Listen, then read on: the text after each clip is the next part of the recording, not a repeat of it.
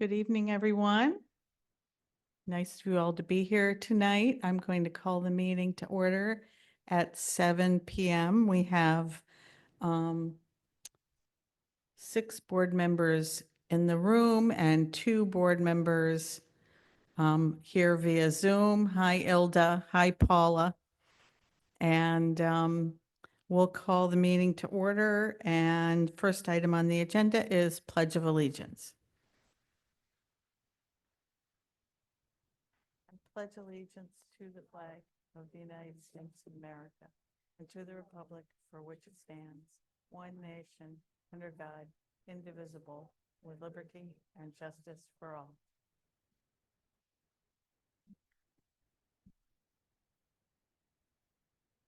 I'd like to welcome incoming Superintendent Dr. Iris Gomero here with us this evening. I hear you've been touring around the district today, and so nice of you to decide to stick around for tonight's meeting. We're happy to have you here. I would entertain approval of minutes. First is a motion, I'd entertain a motion for the April 15th, 2025 minutes. So moved. Motion made by Ilda. Second. He beat you to it. Seconded by Mark. Any discussion? All those in favor, please indicate by raising your hand. Paula, are you approving the minutes? Can I see your hand? Paula? Oops, she's off. Okay. Hopefully she'll get back on. I'll entertain a motion to approve the April 28th, 2025 minutes. So moved.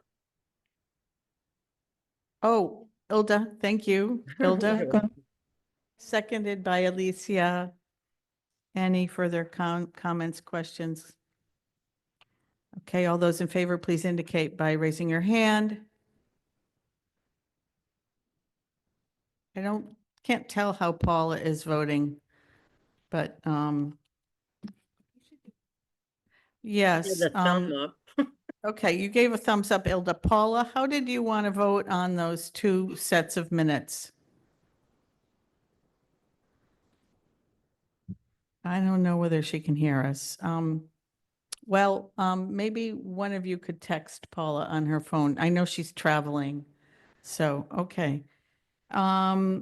Regular meeting minutes from May 14th. I'll entertain a motion. So moved. I'm going to give it to Mark, seconded by Brendan.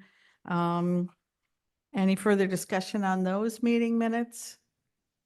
All those in favor, please indicate by raising your hand. And Paula, if you can hear us, just chime in and tell us how you wanted your votes to count. I guess she can't quite figure out the technology. Who knows? Okay, we're on to public comment. Is there anybody who would like to speak during public comment tonight? Looks pretty sparse. I'm not seeing anybody online. None. Okay, so we'll move on to board chair's report. I just want to acknowledge that Dr. Gomero has been coming into the district regularly and meeting with folks, which is wonderful, so that she'll be able to hit the ground running on July 1st. It's been a little bit of a tumultuous couple of weeks for the Board of Ed, given the fact that the budget was put forth for referendum did not pass. Neither the town nor the Board of Ed budget passed. And we're going to have a more deeper discussion about what's up with the budget under discussion items today. So I'm not going to go into detail. We can set the stage for that discussion when we get to that point in the agenda. Although I do want to thank all the staff. I can't. Oh. Can't Paula, were hear you trying to anything. say something? I asked I, her, I asked her if she could hear you. So maybe she's saying she can't. oh, well, I can't help her with her technology. Could- Well, I don't know what's up with her phone because Ilda can hear us via Zoom. So it's not us. I think it's her. I'm sorry. The Um, iPhone. yeah. Um, what was I saying? Oh, so we'll talk more about the budget situation and where we are with that. But I did want to thank all the staff and the students and the parents who did come out to the hearing. And it was a phenomenal hearing. And I think we made a good case for investing in our schools. Unfortunately, um, think folks are not ready to hear that right now based on the vote count on May 20th. But we'll talk more about that. I do want to urge board members to respond to my request. I've not heard back from a number of board members yet with your thoughts on um, places that Dr. Gamero should be visiting and people she should be meeting with once she starts being here full-time in July. We want to do what we can to help as board members to make those introductions to tour Dr. Gamero around the town. So please take a look at that email and give me your thoughts because I'm trying to compile everything centrally um, for, um, for our use. And the other thing I asked you is about dates in August on a Saturday that you would be available for a board retreat with Dr. Gamero to get started on planning for the upcoming year. And we didn't want to wait until our October retreat. That means she would have been here like 3+ months before we even get the chance to sit down and do some planning together. So we're hoping to have a retreat on a Saturday in August, and I haven't heard from all the board members yet. So if you could please respond to that email with the dates that you're available, that would be very helpful so we can plan something. And that's it for board chair today. And I'm going to hand it over to Neil for the acting superintendent's report. Good evening, everybody. Tonight I have two items, and then I'm just going to quickly mention a third that's not listed here, but I shared with the board earlier last week. First, this is just an update on our state testing. So as required by the state, different grades throughout the year are required to test. Some of these tests are as early as grade kindergarten through grade 12. So I have a list here, including smarter balanced assessments for ELA and math, our SAT, which is evidence-based reading and writing and math for grades 11, our science standards, our next generation science standards for grades 5, 8, and 11. And then we have a Connecticut physical fitness test that's required for grades 4, 6, 8, and 10. And then our last links, our English proficiency test that's all our English learners in grades kindergarten through 12. And then we have a K-3 literacy test, and we use DIBBLES, and that stands for Dynamic Indicators of Basic Early Literacy Skills. I always like to say all of it out just because it's fun. But anyways, all of these tests are going on, and most of the tests are actually complete. I know I see one of our academic coaches, our WFT president, who helps run the testing at Sweeney. I think we're finishing up just some makeup tests at the middle school. The testing closes on Friday. And then we're starting to get trickle in through digital systems some of our results, but they're essentially embargoed till the summer so they can make sure they're official. When those come in, we'll be able to share them with the results with the board. Does anybody have any questions on that? Okay. Thanks. The next thing is just in a tough couple of weeks, I thought I'd share something very nice and fun. This upcoming weekend on Friday and Saturday, there will be the drama club at Windham Middle School will be performing uh, Beauty and the Beast Junior. And that will be the second year they've done this. They did it last year. I believe they did High School the Musical. They did a great job. So if board members are around and interested, please go check it out. So it's one of their drama club does it, and just want to give congratulations to all the staff that does that. Incidentally, the musical theater group that my children go to in Manchester, it turned out someone said they were Windham Middle School people happened to be there getting props and costumes for the show. So that was pretty cool. But anyways, just a great event. I would like to add that they have been practicing until 6 p.m. every day this week, delighted with having pizza, and they hope that many of us go. Hopefully, our superintendent will come also, and it has been beautiful.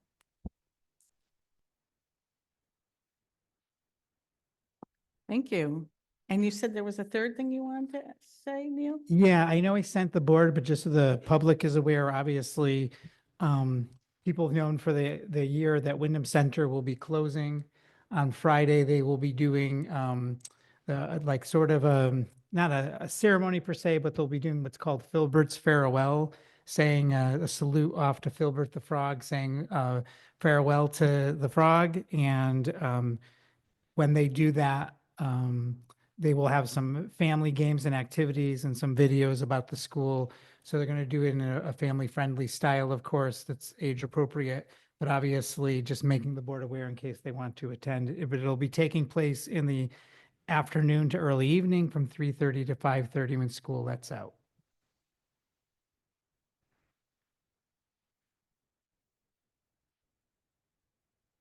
Thank you, Neil. Any questions or comments for Neil?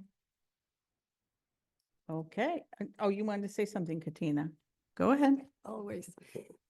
I was having a little fantasy that the other mascots would go and welcome the Wyndham Center one and take him away because those kids are going to the other schools. Just saying, thinking like a child. So noted. Not thinking like a child necessarily, but it's a good thing, right? So now we're on to committee reports, and we only have one committee report, although I might ask Mark if he wants to report on anything related to the ad hoc elementary school consolidation too, because there are things happening this coming month, but we can hold and you can think about it. Katina? Yes, good evening, everybody. The policy committee met on May 12th. We continued up, not upgrading, but updating is the word in English. Updating all the policies that the legislators have been updating and making sure that they all are up to date. The committee also discussed the possibility of having some policy regarding undocumented students. We determined that our statement on our website and the instructions that we have received are enough right now as things change almost daily. And also we decided not to bring up that the policy, keep the policy that says that the teachers who are out of district can bring their kids to in district. It was already removed from our manual, so we decided to keep that way. The Series 5000 of administration of student medication in the schools was updated as the policy required, and also the Series 4000, which is the prohibition of sex discrimination and sexual harassment for personnel and students, was also updated as the legislative updates required. Any questions for Katina? I know we'll be taking action on some of those things this evening, and the information was in your packets, but any questions? No? No? Okay.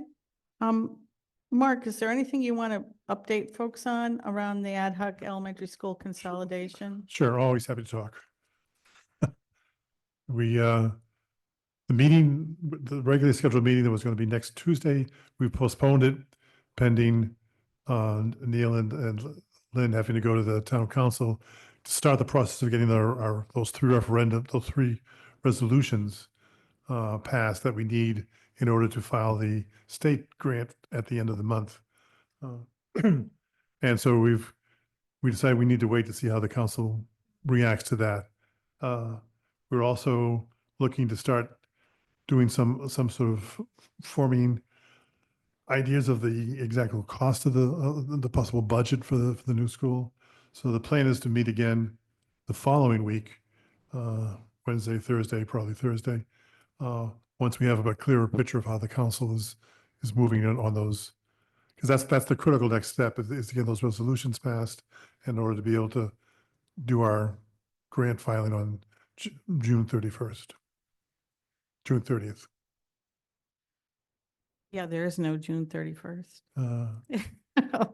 Uh, June 30th is the grant deadline, and Mark is referring to the fact that under the state rules, they require 4 resolutions to be passed by the town council that must accompany the application to the state. And they're very like simple things like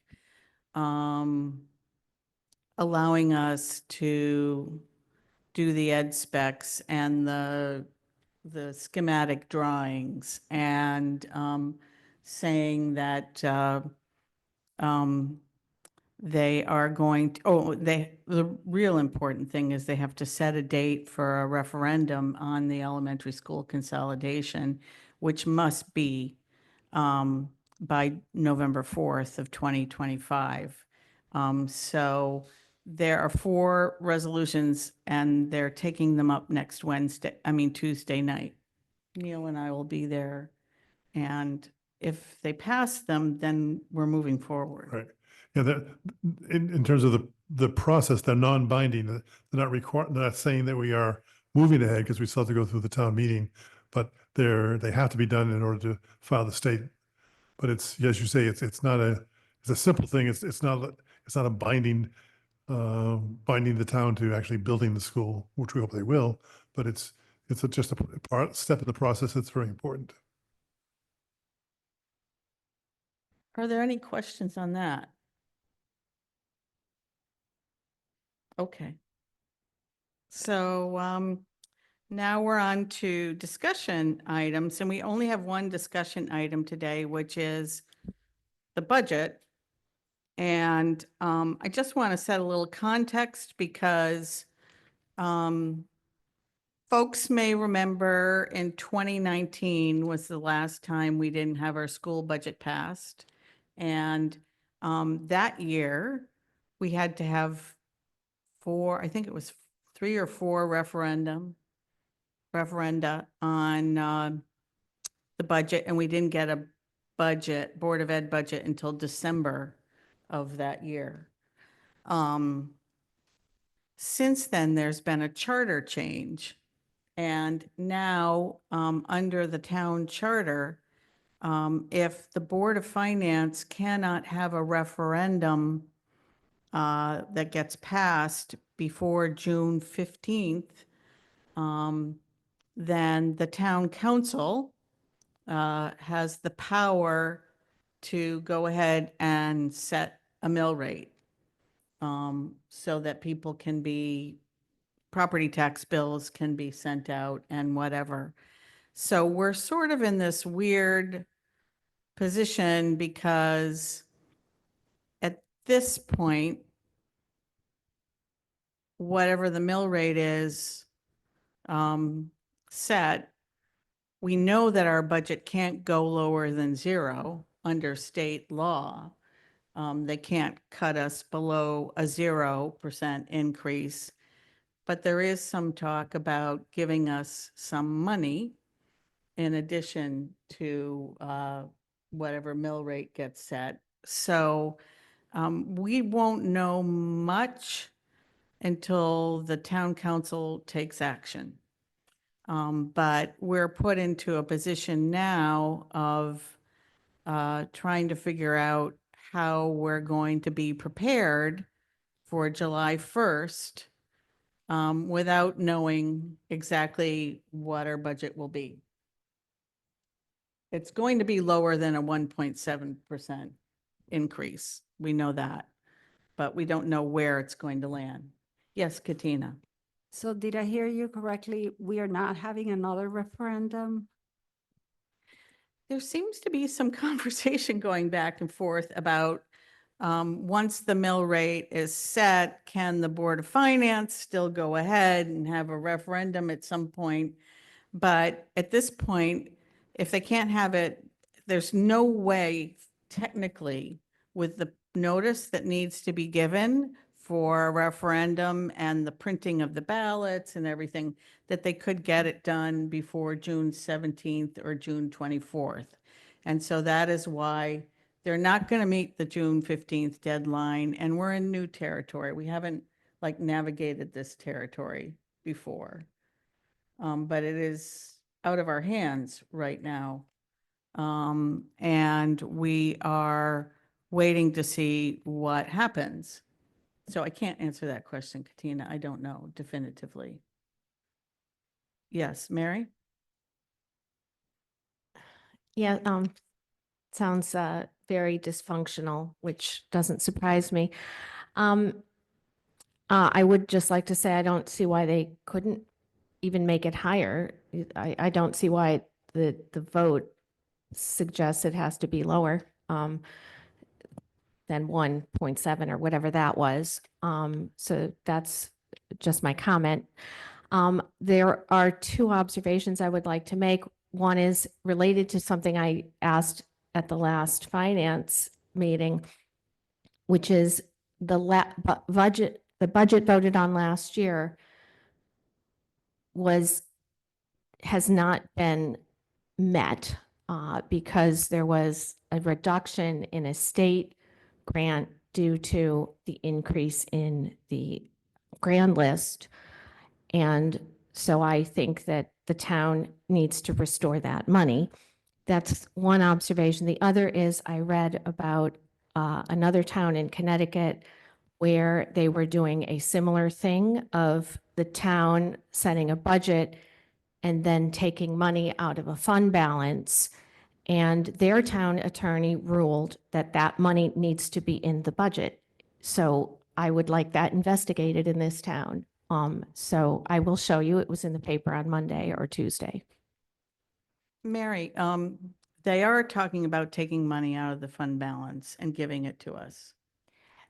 But Right now. in this other town where they were taking money out of the fund balance for the town's side, the attorney said it needs to be in your budget total that I see what you you're saying. show to the public, because it is not this bunch of hidden money that you move around. Of course, we don't know what our attorney will say, and this is a state with 169 towns and apparently a lot of different rules. No, when I said they are talking about taking money out of the fund, they're talking about taking money and giving us money, Board of Ed money. So I don't know where things will end up. It's a lot of speculation at this point. I think we might know a little bit more after the town council has its next regular meeting next week, and Neil and I will be there. But last week at the Board of Finance meeting, it was brutal.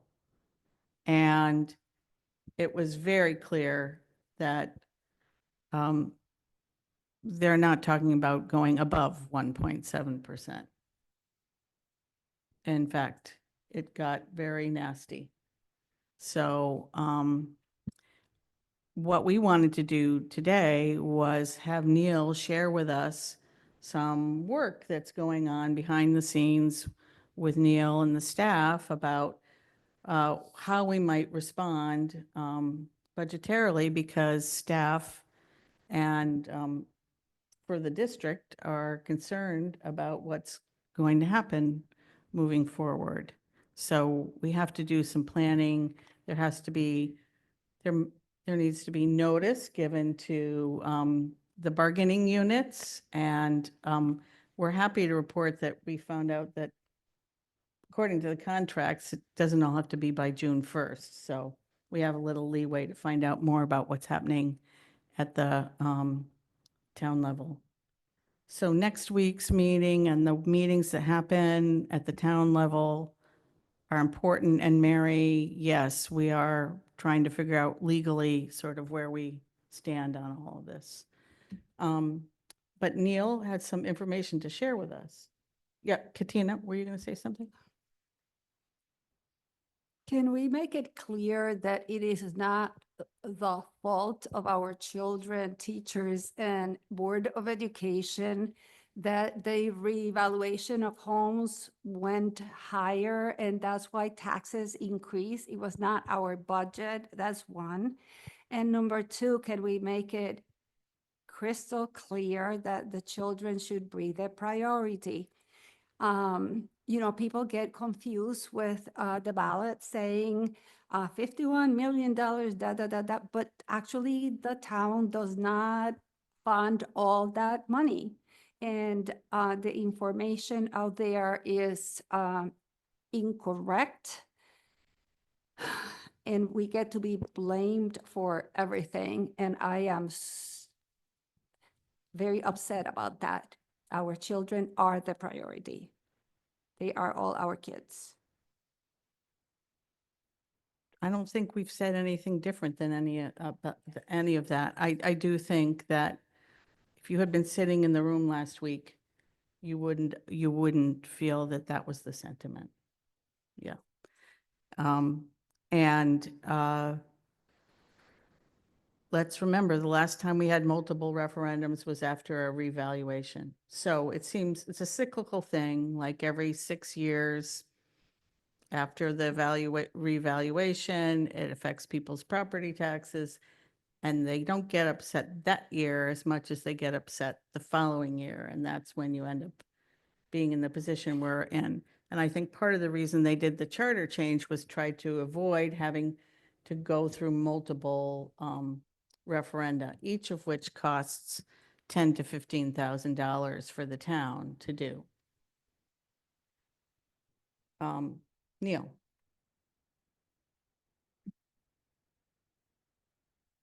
I went the wrong way. So on the next slide, I just wanted to, for the public and the board, just remind, there's a lot more dates that went into this, but talk about just 3 dates in a timeline that I'm going to share. Just some places that we can reduce the $3 million difference between our original 5.8% increase that was approved on March 5th, and how we could potentially get to 0. But I purposely threw options, and the amount of total actually exceeds the 3 million to share with you ways we can get there. And just in advance, none of them are what I would prioritize or strongly recommend in a different budget climate. So obviously our original budget, just to remind people, sort of to go along, echo some of the things that board members have shared. Our original budget included the closure of Windham Center School, and it included a net reduction of 13.2 positions. So that was approved on March 5th. And then the public hearing and the Board of Finance meeting took place on April 22nd. And just to echo what our board chair said, I actually mentioned it with our Federation, Windham Federation of Teachers. We had a really strong showing at public hearing with many speakers, including parents and students and staff. And it was very moving. And the story, they tried to advance a narrative that was depicting what our school system needed. We actually presented possible reductions to get to a 3.19 at that meeting. The Board of Finance decided to reduce the budget to 1.7. And then, as we all sadly know, on May 20th, the budget referendum failed. So that sort of got us where we are. So I want to just talk through potential reductions, and I did this through 3 charts. This first one, some of you have seen most of this on this first chart, but I added a couple things just so we're all on the same page. Currently, there's one position in the original budget from a position that was reduced. That still, from that original budget, would still result in a layoff. If that was to happen, there are unemployment costs that come with that layoff. And I included them there in the red for the 37,500. There was a budget reduction made to our equity and multilingual education budget. This was made all after the Board of Ed presentation. We talked about at the public hearing a capital improvement for IT, a new cybersecurity contract where we could move 70,000 forward. And this would come out of our actual 25-26 budget.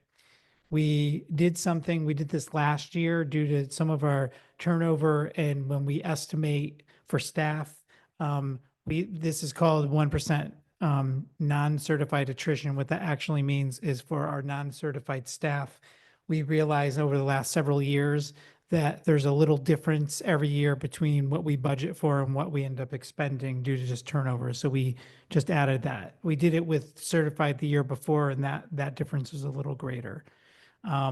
Category 8, which in the budget book is tuition, I felt comfortable after looking at historical data, reducing that line by 100,000 because we had not been spending it.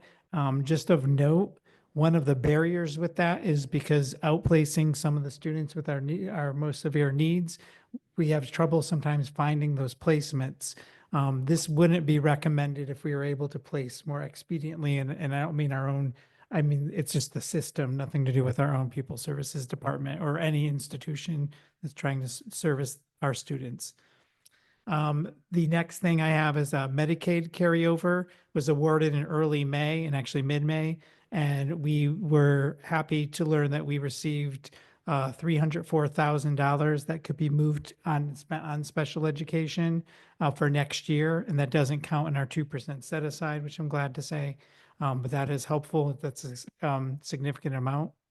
And currently, as of today, our amount towards the 2% set aside stands at 477,000, which is a little under 1%, close like about 0.9.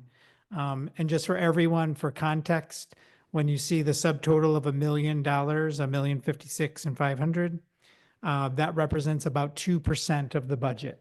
So there's 2% of the 5% 8, and those recommended. So before I get to the next slide, because the next couple of slides are actually a little more painful, again, reminding everyone they actually exceed the amounts to get us to the 3 million, but these are the sort of conversations we will need to decide in the future. But I wanted to put as many of the things on the table for discussion.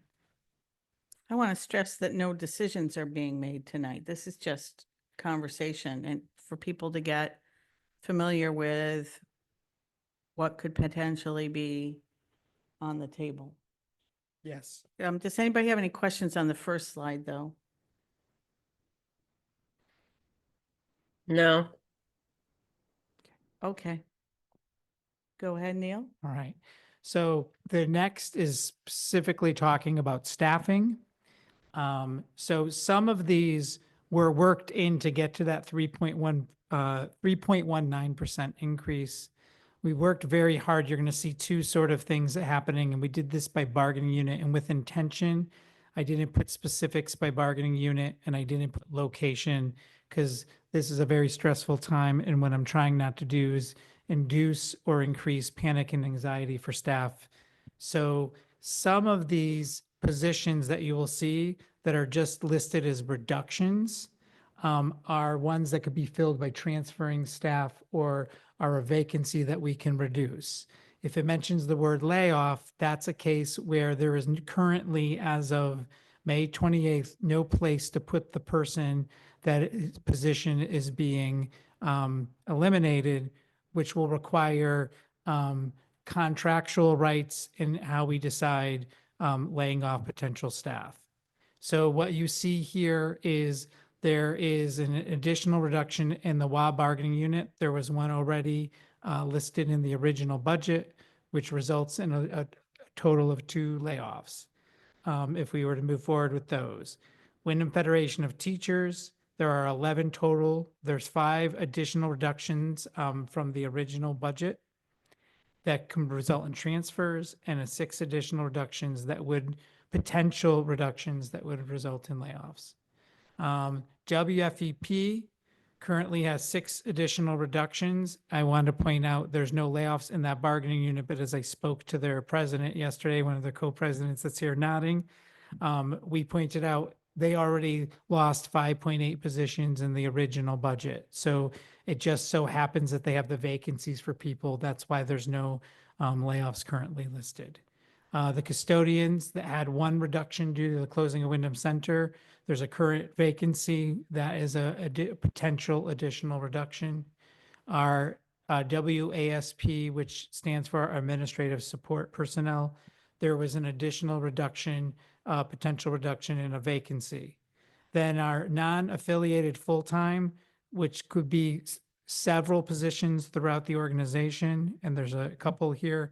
There are 4 reductions that can be filled through vacancy and 16 that would result in potential that would result in layoffs. So the subtotal of all that staffing would be 2.4, almost $2.5 million, except when you factor in all the layoffs that there's no way to avoid. Currently, we'd have to project about a little over $500,000 in unemployment costs. So that would get us a subtotal of $915,657.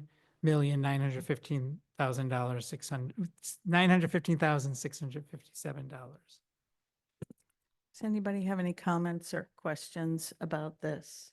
I know this is a lot to take in, and that's why I want to stress no decisions are being asked of anybody tonight.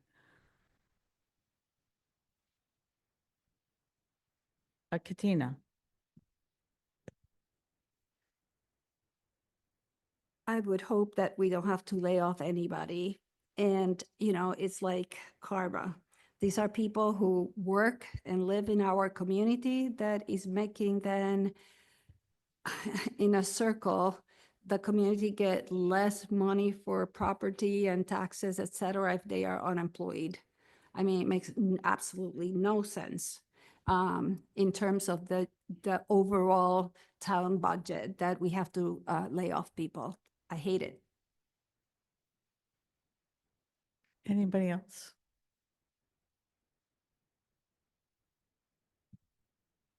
Okay. I don't think any of us disagree with you, Katina. It's abhorrent, actually, that we're even having to have this conversation. And that Neil and staff are having to spend their time on this rather than doing all the positive things that can be done. Is there anything more you want to run through with us, Neil? The only thing I want to say is that yesterday we met with our bargaining unit leaders. Some of them are here to discuss, so actually share this information that you're seeing here. And we met with individual groups that were going to have reductions due to layoffs, and just make sure we gave them a heads up before sharing it here tonight. And we are talking about how, obviously, to Katina's point, the more we can do to reduce layoffs, as you can see, it's actually fiscally efficient to reduce unemployment costs due to layoffs and just the natural humane component of having to lay off staff. But we are aware of all of that, but wanted to make sure that we had met with our bargaining units ahead of this meeting. I can go to the next slide. Sorry. There we go. Now, these are also, and I purposely just put a total here. These are all things that obviously, I think anyone that knows me knows are decisions that I do not want to make or eliminate or reduce. But if we're putting programs on the table in addition to staff, if you were to take field trips for the cost for admissions and transportation, not to be confused with, like, for example, NACHOG and ECC are very well known for having walking field trips. We would eliminate costs for services and transportation.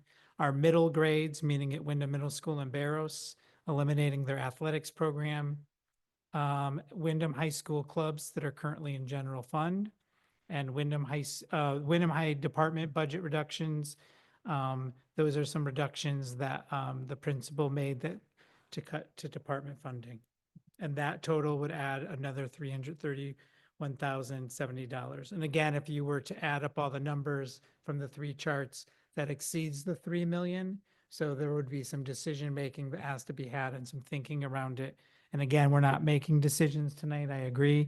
But I just, when we, at the meetings last week, just my own personal take was, I don't think they underappreciated the amount that 3 million represents, or people, whether they cared or knew or understood, it was clear to me they don't know what that represents to our budget. And everyone in this group at the table knows, but just in case the public doesn't know, right now we're aimed to have a total fund budget that's operating a little over $1 million less than last year. And obviously, costs for operating school systems have not decreased. They've gone up because there's cost of living increase. And that's all I have for now, unless you have any questions.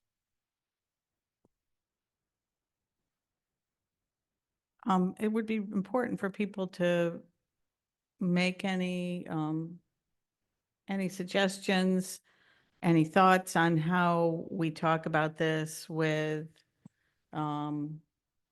the town council and other bodies that are making decisions about our budget. What, if there anything we can be doing to try to make the case for not as severe a cut as we think we might be getting. Mary? We already made the case. It's, as someone pointed out, when we did go before the Board of Finance, which is uninformed and actually does not have any real concern, it's humiliating. There's no reason, to go through this process repeatedly and beg on our knees and all of that kind of stuff. It's absurd. The town council should not cut anything further. If they can just go forward and set their mill rate, that's what they should do, as well as restore our budget and also start having a fiscally sound and honest and transparent process where they're not moving money around, taking money from employee deductions and things like that. It's just, there are a lot of things that are wrong and need to be addressed and redressed. So I would only say there should be zero cuts.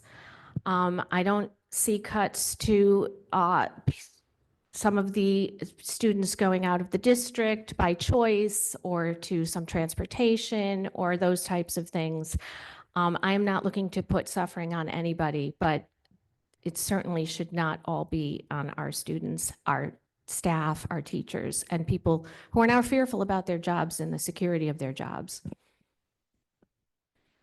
Can I just Excuse say me. one thing to that? I mean, Ilda, can you just hold on one second? Yes. The other thing I wanted to add, and Katina had her hand up and then you, Ilda, was that I have had conversations with our state rep and our state senator, of course, and what we're hearing today is that they may not have a budget by the time the legislature adjourns next Wednesday. So, and there's also talk about if they have a budget, it would only be a 1-year budget rather than a 2-year budget.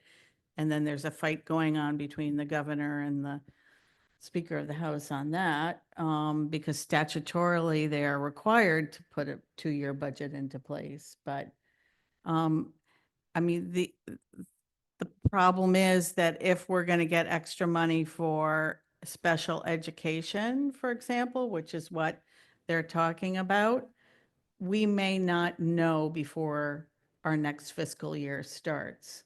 So that puts us in a very difficult position in trying to figure out how to navigate, because we could get a little windfall maybe after our fiscal year starts. Ilda, no, it was Katina and then Ilda. Go ahead. You all know I'm pretty emotional about this, and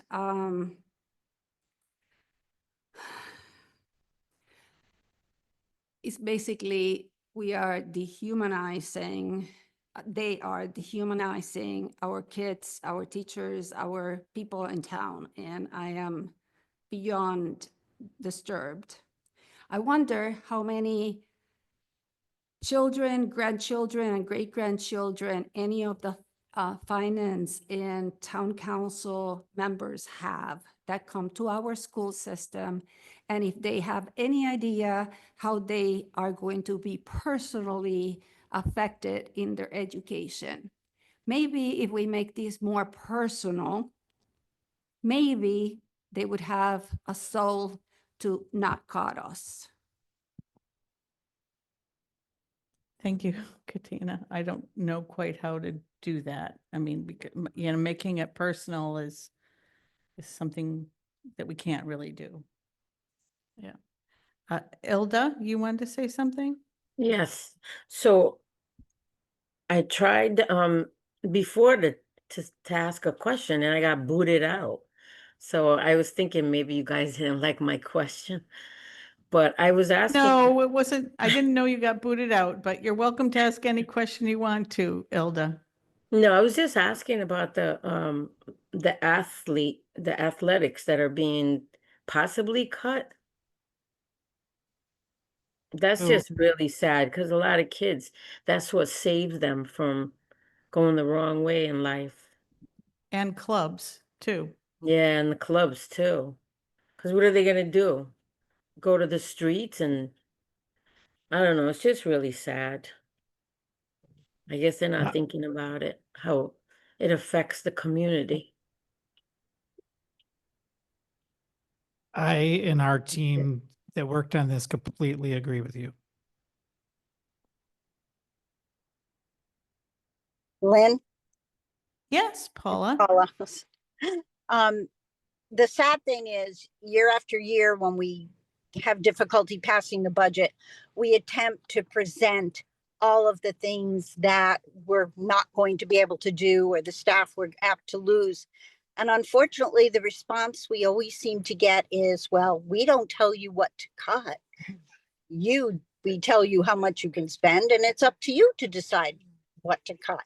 So I don't know if there's another dialogue that we could have that will somehow, as Katina and Ilda both said, make an impact.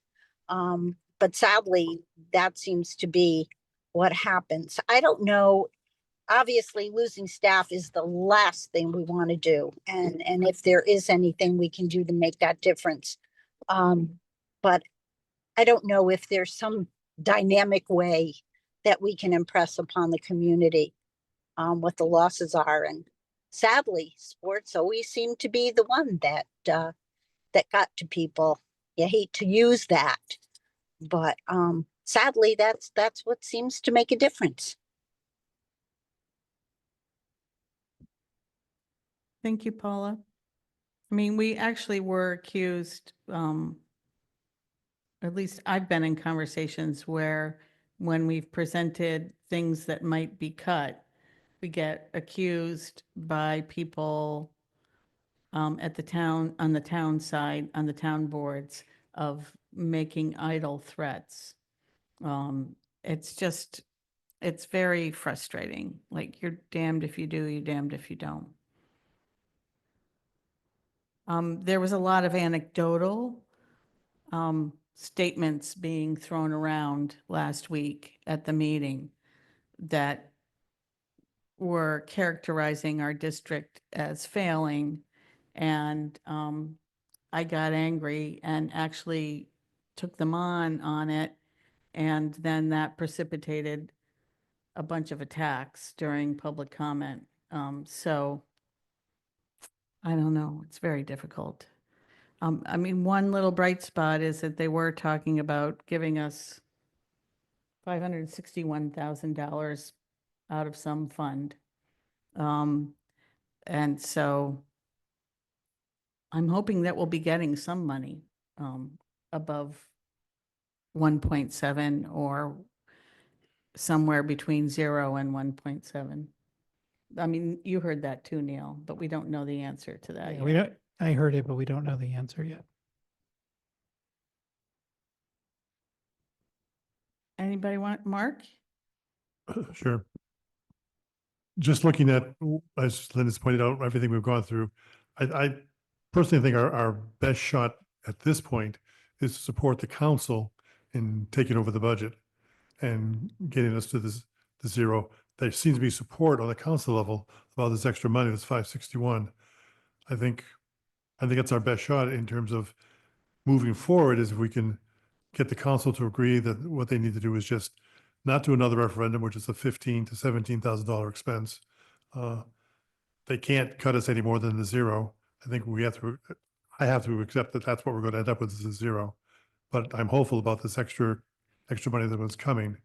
So I'm thinking that's our best thing, is to talk to your council members and get them to support this move of getting, also just to get closure. We need to get closure so we can start making plans. So that would be my thought, Lynn. Thanks, Mark. Yep, talk to council members. You're going to say something, Brendan? Well, I just was gonna say, like, I'm really not comfortable with any of these proposed cuts. Like, these are all very important things that we provide to our students, and, you know, the security for our staff. You know, when the staff feel insecure, that's one of the main things that leads to turnover, which then increase our costs in other ways through training and, you know, there is a cost to attrition. Which is, you know, not just financial, but also in our educational outcomes. So it's, you know, nothing here is anything I like to see. Unfortunately, I kind of have to agree with Mark that we probably do have to brace ourselves for a zero. Just everything I'm hearing so far, I highly doubt we're going to get anything more than that. I hopefully we can get that 561, but you know, it's just a very upsetting reality.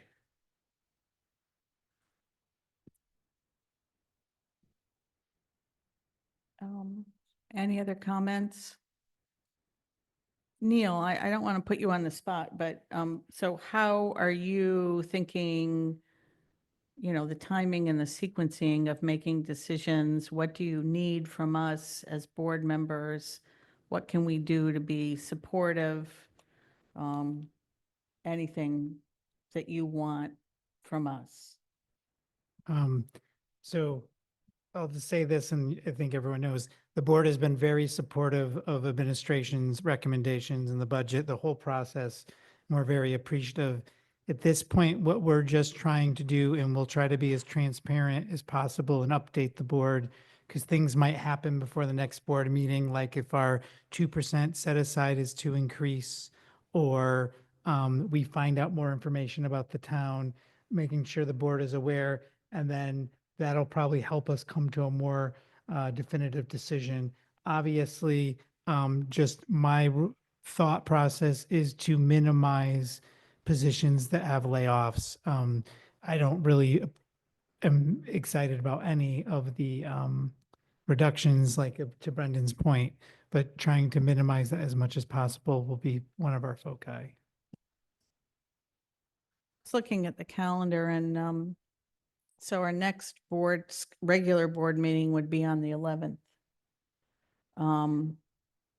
But if you do feel you need to call a special board meeting to get input or feedback, you could do that. I know we need to give proper notice and everything, but So as the week closes or next week starts, we'll consider doing that. That might be an option we have to avail ourselves to, at okay. least to inform what our thinking is around these decisions. Anything else? Dr. Gamero, I'm sorry. You have to be coming in at this time. It's not going to be, it's going to be a little bumpy. But you know, one thing we all should keep in context is that this is happening all over the state and districts all over the state, unfortunately.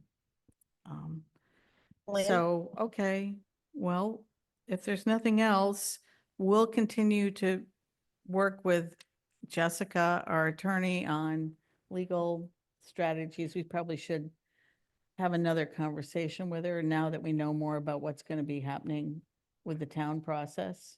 Get some input from her. Yeah, we can do that. Okay. Um, and with that, I want all the staff and teachers and parents and students who are watching this to know that we're going to keep fighting. But in this particular situation, we don't have the power. Actually, the only power we have is at the voting booth. And it didn't work out the way we wanted it to last week. We probably need to do a lot more work over the coming year to get out into the community and educate people in the community about the importance of voting in the budget referendum. It's sort of a foreign concept to many people, and many people don't know when it's happening or how important it is. And we probably could do a lot more work on that. I've had a couple conversations with folks about maybe redoubling our efforts and making it more of a year-long project to educate people about this process, arcane process. Katina?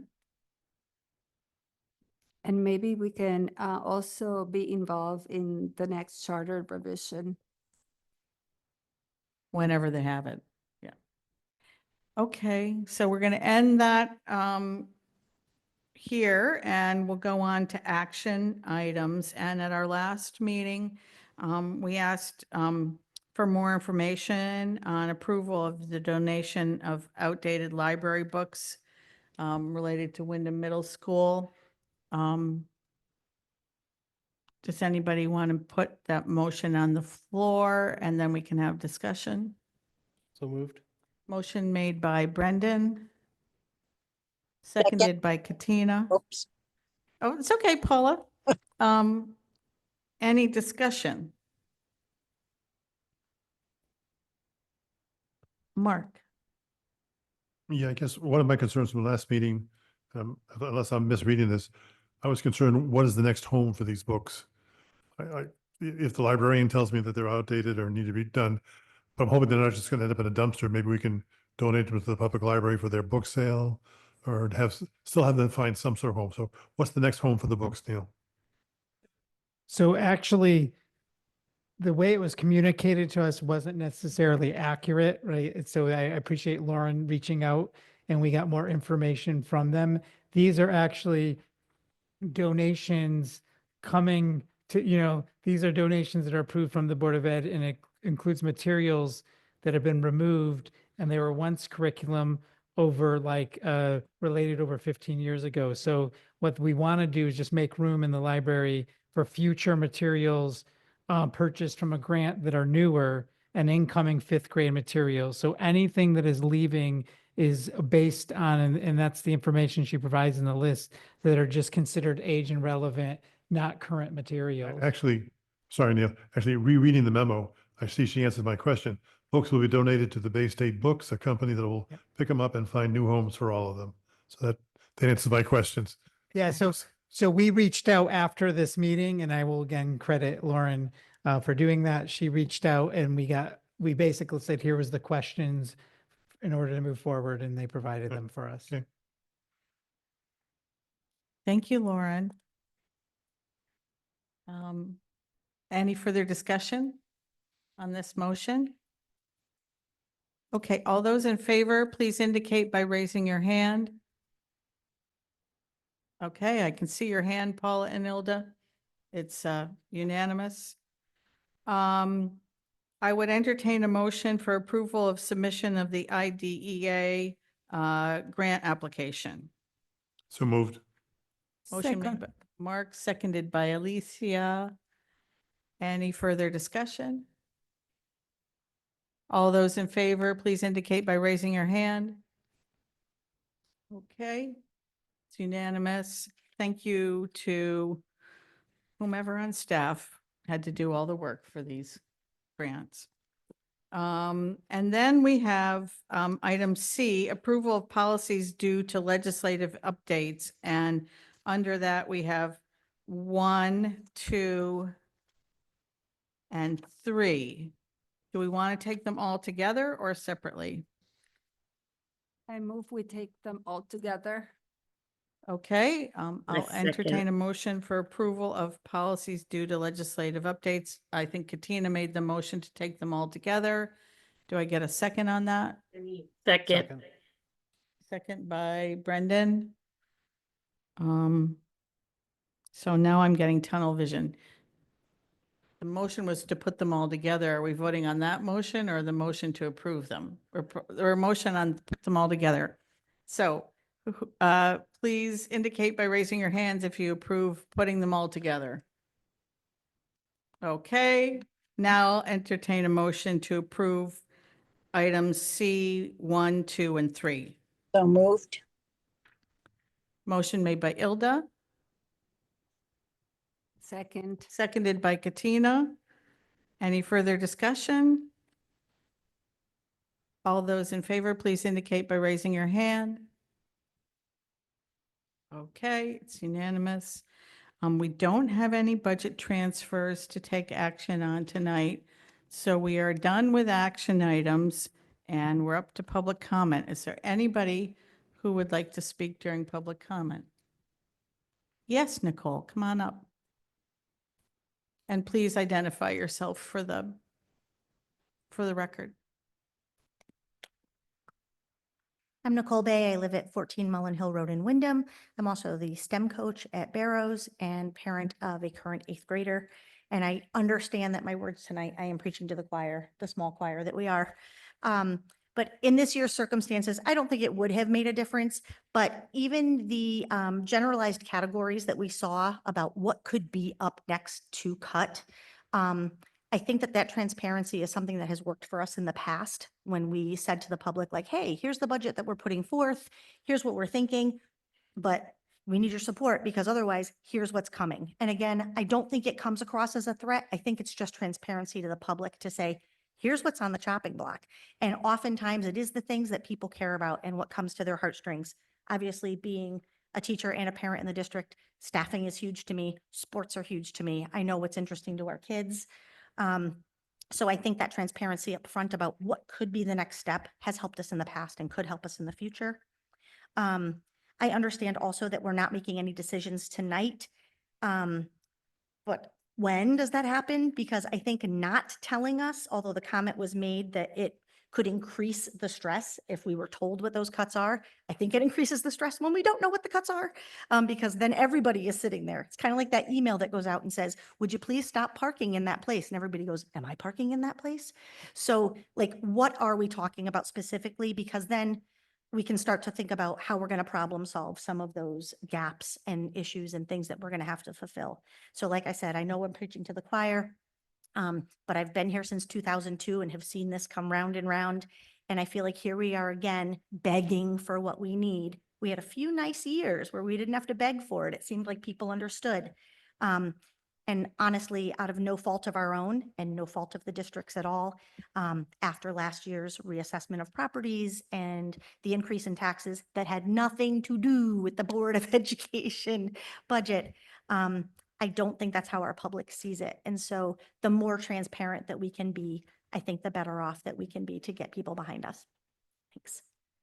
Thank you, Nicole. And as you know, during public comment, we can't respond to you about the timing, but we did hear what you had to say. Rose? In regards to the comment Do you about want to identify yourself for the public record, please? Rose Reyes, town council, very tired, teacher, subbing, all that stuff. In regards to the approach to the town council, I would strongly recommend that you strategize and find the individuals that you can align with, like who should speak to whom in regards to what plain spoken word can be used to describe the needs that we have. I think this is an important exercise in how to advocate for the Board of Education. So there are some town council members who simply don't understand how you lost money.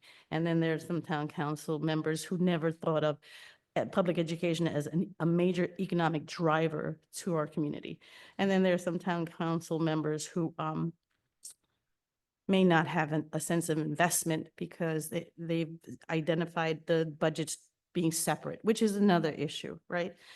And also the fact that the Board of Finance has been nothing but a hindrance to us. And also the concept that less than 10% of the qualified electors can make a decision for the majority of our people is mind-blowing, right? So you want to extend that piece and also understand that this is an investment. And every time they reduce their investments, they reduce their potential to make this a growing town and increase the population and make it better for all of us. They just haven't labeled it as such. They think more of it as a burden still and not as an investment. Okay? Is that helpful? Thank you. Thank you, Rose. And I think maybe some of us might like to have an offline conversation with you. Thanks. I did see something in public comment asking about the criteria that are being used for decisions. We're not allowed to go back and forth in a conversation during public comment, but it is so noted that staff and other people are concerned about how and when these decisions will be made. I just clearly want to say, we don't want to go overboard making cuts until we know what our bottom line is. And we won't know for at least a little bit of time, not too long, but a little bit of time. It has to be done by June 15th.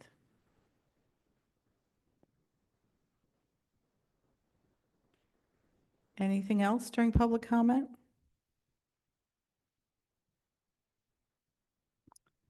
You're welcome. So if that's it, I will entertain a motion to adjourn at 8:07. I move, we move. Meeting adjourned at 8:07. Thank you, everyone.